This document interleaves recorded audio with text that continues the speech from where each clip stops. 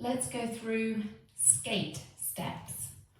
So when you're making a skate step, it's like you're drawing a letter C on the floor, skating like that. So you bring the right in and then you come out with it, and as you come out, you push onto that right foot.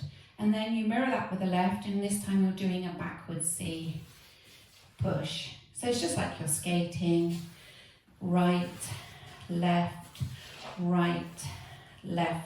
and your skates are moving you forward. So you're not just doing them on the spot, so you're not just drawing C shapes and staying on the spot, you're pushing forward like you would if you were skating. So that C shape, pushing out and onto that right foot, out and onto that left foot. C shape. So that's the skate.